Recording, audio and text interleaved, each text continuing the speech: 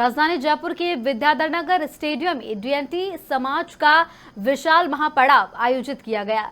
राजस्थान के विभिन्न जिलों के साथ हरियाणा और पंजाब से भी हजारों लोग इस आंदोलन में शामिल हुए।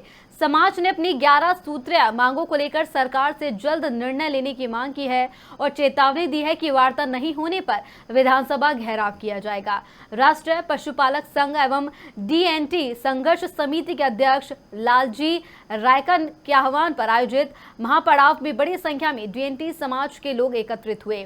प्रदर्शनकारियों का कहना है कि डीएनटी वर्ग की 32 जातियां और 21 प्रस्तावित जातियां लंबे समय से अपने अधिकारों के लिए संघर्ष कर रही है। समाज की प्रमुख मांग है कि डीएनटी समुदाय को ओबीसी और एससी वर्ग से अलग कर पृथक आरक्षण दिया जाए। इसके अलावा घुमंतू समुदाय को भूमि के पट्टे, सामाजिक सुरक्षा और आर्थिक विकास से जुड़ी अन्य मांगे भी सरकार के सामने रखी गई है। आंदोलनकारियों ने राज्य सरकार को शाम 4 बजे तक का अल्टीमेटम देते हुए कहा कि यदि बातचीत के लिए कोई ठोस पहल नहीं हुई तो आंदोलन को और तेज किया जाएगा। इस पूरे मुद्दे पर समाज के लोगों और आंदोलन के नेतृत्वकर्ताओं से खास बातचीत की हमारे संवाददाता मोहन कसाना ने।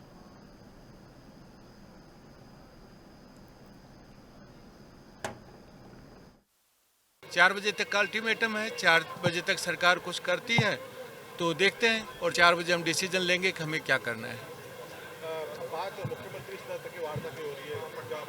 हाँ जी, मुख्यमंत्री जो एसीएस आए थे 30 जून को मीटिंग में, उनको हमने पूरा बोल दिया था कि भाई हम लोग अभी ये ब्यूरोक्रेट लेवल पे बात नहीं करेंगे, मिनिस्टर लेवल पे मतलब सीएम लेवल पे बात करेंगे, क्योंकि जो मिनिस्टर है वो भी अपने कमिटमेंट में फेल रहे।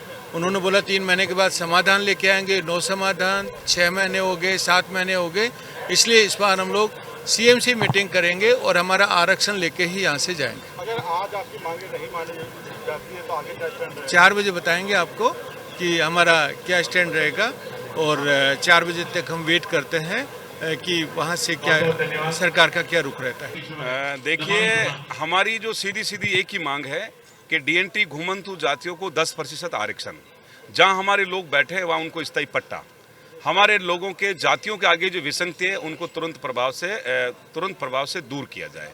ऐसे करके ये हमारी 11 सूत्री मांगे हैं और राजस्थान सरकार आज ही करे। अगले 2 साल से हम लोग आंदोलन कर रहे हैं और हमने 4 बजे का टाइम दिया है। हमने 100% कहा है कि 4 बजे तक सरकार, अभी तो हमने 3 बजे की बात कर ली है कि 3 बजे तक सरकार वार्ता मुख्यमंत्री लेवल पे नहीं होती है और ये जो हमारा 10% जो आरक्षण है उस पर सरकार गंभीरता से बात करके नहीं करती है तो हम यहाँ से कुछ करेंगे।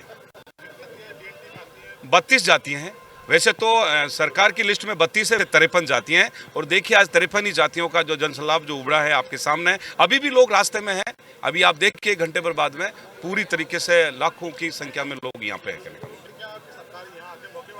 नहीं, हमारी ये बात है कि अभी हमने एक डेलीगेशन बना दिया है, हमने कह दिया है कि आप जब चाहे जब वार्ता के लिए हमारे लोगों को आप बुला सकते हैं। हमने कह दिया, हमारी तरफ से कोई अड़ाड़ाव नहीं है। अब सरकार कोई तीर की करवट लेके और हमें कहीं न कहीं करने का कोशिश, तो वो फिर सरकार है। हमने सारी आज के बाद कोई भी ये जो आंदोलन है अभी थोड़ी देर बाद में 4 बजे तक ये उग्र रूप धारण करेगा और समस्त जिम्मेदारी राजस्थान सरकार की होगा। हाँ, पैदल नहीं, हमारा शहीद स्मारक, क्योंकि वो आंदोलन के उस जगह को रिजर्व कर रखी है और सरकार को ये देखा कि हम कहीं न कहीं इनको यहाँ बिठाकर और हम इनको अंगेज कर दें, हम अंगेज रहने वाले नहीं है हम, क्योंकि ये तो राजस्थान सरकार ने उस जमीन को आंदोलन के लिए आरक्षित कर रखी है। हम सेंटर वहाँ शहीद स्मारक तक जाएंगे, ये हमारा पैदल मार्च होगा और उसके बाद भी हम सीएम के यहाँ जाना या विधानसभा का घेराव करने के लिए आना, उसके बाद हम प्रस्ताव करेंगे। कुछ नहीं, जीरो, वो झूठे आंकड़े थे, बिल्कुल जीरो है। वो हमारे को नुसेंस करने के लिए आए थे, हम उनको एक तरीके से वो तो पीछे के रास्ते से निकल के गए। एसएस कुंजीलाल जी मीणा पीछे से रास्ते से निकले, उन्होंने कहा कि मैं मुख्यमंत्री लेवल पे बात। 11 सूत्रीय मांगों को लेकर के डीएनटी समाज का आज जयपुर में महापड़ाव विद्याधर नगर के अंदर आयोजित हो रहा है, जिसके अंदर हजारों की तादाद में लोग यहाँ पर पहुँचे हैं। नारेबाजी हो रही है, नेता यहाँ पर पहुँचे हैं, मंच पूरा सजा हुआ है। लोगों की मांग है कि जो हमारी 11 मांगे थी उन मांगों को सरकार के द्वारा तत्काल प्रभाव से मांग लिया जाए। शाम को 4 बजे तक का इन्होंने टाइम दिया है और 4 बजे के बाद में अगर इन मांगों पर किसी भी तरीके का सकारात्मक रुख अगर नहीं अपनाया जाता है तो इस आंदोलन को उग्र करने की चेतावनी है। हैं। यहीं पर मौजूद हैं जो इस पूरे मामले को लेकर के चंद्रशेखर आज़ाद जी, जिनसे हम बात करेंगे।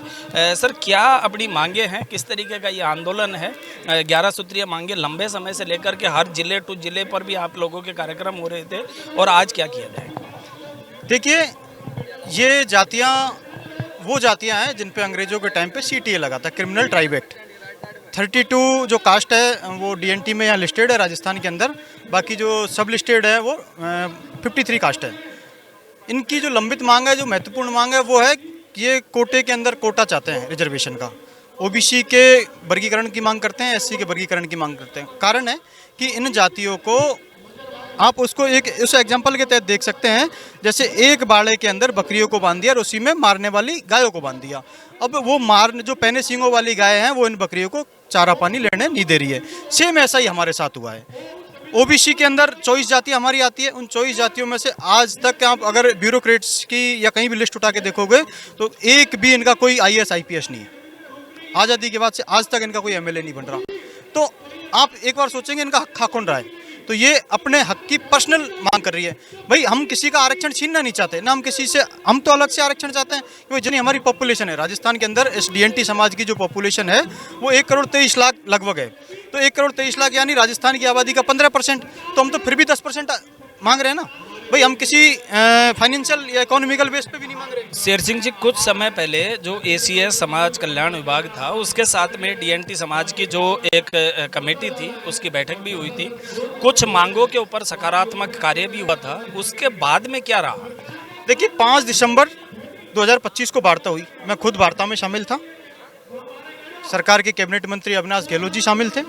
अविनाश गहलोत जी ने उस टाइम तो बहुत सकारात्मक तरीके से जवाब दिया, लेकिन उन्होंने हमसे कहा कि 2 महीने के अंदर, उनको पहले पता नहीं था चीज़ों का, तो उन्होंने कहा कि मैं इस पर स्टडी करके और 2 महीने के अंदर निश्चित तौर पे आपको कुछ ना कुछ इस पर काम करके दूंगा। अब काम करना तो दूर, जिन हमारे 78 लोगों पे बालराई में मुकदमे लगे उनकी गिरफ्तारियां और शुरू करवा दी उन्होंने, जबकि इन्होंने कहा था कि हम इन मुकदमों को वापस लेंगे। और वो 2 महीने भी गुजर गए, लेकिन आज तक शायद ही अविनाश गहलोत जी कहीं अपनी शक्ल दिखाने को तैयार हो। तो मैं तो कहता हूँ कि भाई, लोगों की तो गर्लफ्रेंड बेवफा होती है, हमारे लिए तो राजस्थान सरकार का मंत्री बेवफा हो गया साहब। बेवफाई की है हमारे साथ, धोखेबाजी करी है अविनाश गहलोत ने। और मैं कह रहा हूँ कि 2028 के जब चुनाव आएंगे तो इन लोगों के घुटने टिकवाने का काम हम लोग करेंगे, क्योंकि राजस्थान की आबादी का 15% हम लोग हैं। तो 15% वोट का अगर आप हिसाब आपको देना पड़ेगा। और आपको एक सबसे बड़ी चीज़ बताऊं मैं, ये जो DNT वर्ग है ये BJP का कोर वोटर रहा है, स्टार्टिंग से कोर वोटर रहा है।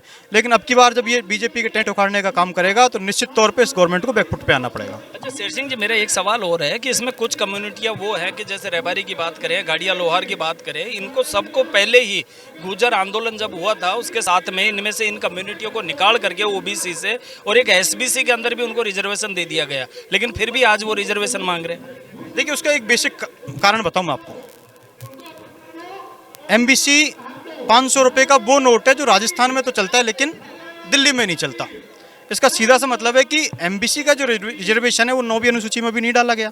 कुछ कास्टें हमारी उसके अंदर है DNT की। अब आप एक चीज़ का अंदाज़ा लगाइए, जब केंद्र में इनको आरक्षण नहीं है, पॉलिटिकल कोई आरक्षण नहीं है, तो फिर बेनिफिट्स क्या है? मुझे एक चीज़ बता दिए। ये तो वही बात रही, वहाँ भी तो वही पहने सींगों वाली गाय और वहीं कमज़ोर बकरियाँ, वहाँ भी वही हाल कर दिया। तो फ़ायदा क्या रहा? DNT का फ्यूचर है भाई। DNT में हम 15% अलग से जो पॉलिटिकल रिजर्वेशन मांग रहे हैं, वही जिस तरीके से ST SC की सीटें रिजर्व होती है विधानसभा की, लोकसभा की, इसी तरीके से आप DNT की सीटें रिजर्व करिए ना। क्यों नहीं करते हैं ये?